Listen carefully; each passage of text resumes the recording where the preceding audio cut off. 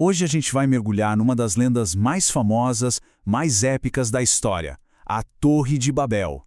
É uma história de ambição, de união e de um confronto que, olha, mudou a humanidade para sempre.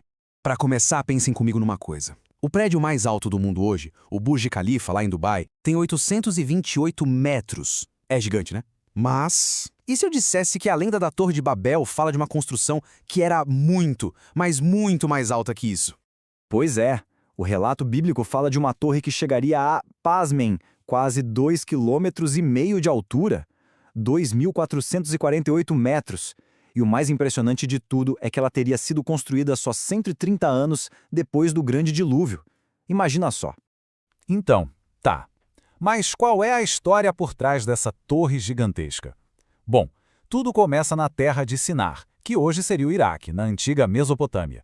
Logo depois do dilúvio, num tempo em que a humanidade inteira, segundo a história, falava a mesmíssima língua. Os descendentes de Noé, liderados por um rei chamado Nimrod, tinham vários motivos bem fortes para isso. Primeiro, eles queriam unificar todo mundo, consolidar o poder. Segundo, queriam criar um nome para si mesmos, para não serem esquecidos ou espalhados por aí. E o mais ousado de tudo, eles queriam desafiar o céu, talvez até como uma forma de se proteger de um novo dilúvio. E olha que interessante o tipo de construção que eles pensaram. Naquela região não tinha pedra, então os construtores foram para um modelo que já era conhecido por lá, o zigurate. Pensa numa pirâmide, só que com degraus gigantes, em terraços. Eram templos que, na crença deles, serviam para conectar a terra aos céus. E aqui tem uma pista fundamental, que está lá na própria Bíblia. O texto diz que eles não usaram tijolos comuns, aqueles só secos ao sol. Não, eles decidiram queimar os tijolos. Guardem bem essa informação, porque esse pequeno detalhe vai ser super importante mais para frente. Esse projeto todo, que dizem ter durado 43 anos, era um ato claro de desafio. Era ir contra uma ordem divina que dizia para a humanidade se espalhar e povoar a Terra. Eles estavam fazendo o exato oposto. E como a narrativa conta, essa ambição toda, claro, não passou despercebida. E aí que vem a virada na história. Para parar a construção, Deus teria confundido a língua daquele povo. De repente, ninguém mais conseguia se entender. A comunicação virou um caos total. O resultado, o projeto foi abandonado e a humanidade finalmente se espalhou, cumprindo aquela ordem original de povoar o planeta. E é daí que vem o nome da cidade e da torre, Babel. Em hebraico, Babel significa confusão.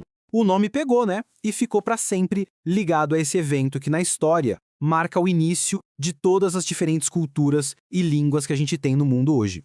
Ok, a história é fascinante. Mas será que é só isso? Uma lenda? Ou será que existe alguma evidência real, física, de que uma torre desse tamanho poderia ter existido de verdade? Agora a gente entra na parte da investigação.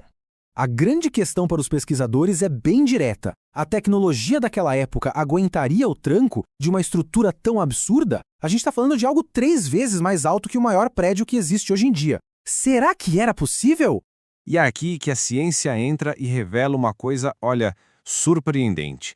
Lembra daquele detalhe do tijolo queimado? Pois é, simulações mostraram que um tijolo comum, só seco ao sol, aguentaria uma torre de no máximo 150 metros. Depois disso, ela desabaria. Mas o tijolo queimado em forno, esse é outra história. Ele é muito, mas muito mais forte. O que isso quer dizer? Que o ponto crucial, a chave para a viabilidade da engenharia da torre, estava no próprio texto bíblico o tempo todo. A tecnologia para construir algo de quase 3 quilômetros de altura não era ficção. Pelo contrário, era totalmente possível. Ok, então a engenharia bate, a física permite. Mas e a arqueologia? Existe alguma prova, alguma ruína, alguma coisa? Bom, uma descoberta incrível feita no Iraque deu uma pista impressionante que finalmente conecta a lenda com a história. Dá uma olhada nisso. É uma tabuleta de pedra, super antiga. Ela foi encontrada há mais de 100 anos, mas só conseguiram decifrar o que estava escrito nela recentemente. E o que ela mostra é de cair o queixo. O desenho de uma estrutura que bate perfeitamente com a descrição da Torre de Babel. E não é só o desenho. A inscrição na pedra descreve um projeto de construção gigantesco. Ela fala de um rei, Nabucodonosor II, que mobilizou gente de todo o mundo conhecido para trabalhar na obra. Ora, gente de todo mundo significa muitas nações e, claro, muitas línguas diferentes. É o primeiro artefato histórico que parece um espelho quase perfeito da história da Bíblia. E o mais forte de tudo são as palavras do próprio rei escritas na pedra. Ele diz que completou o topo da torre até o céu, para ela brilhar como sol. É a mesma ambição, o mesmo orgulho que a gente vê na história de Babel. A semelhança é simplesmente impressionante. E isso tudo nos deixa com uma reflexão final, né? Temos evidências de uma torre real, gigantesca e de uma força de trabalho com várias línguas. Parece que a história da Torre de Babel fica bem ali, na fronteira entre a história e a fé. Fica a pergunta. Se você curtiu essa investigação, não esquece de curtir e seguir o canal porque tem muito mais vindo por aí.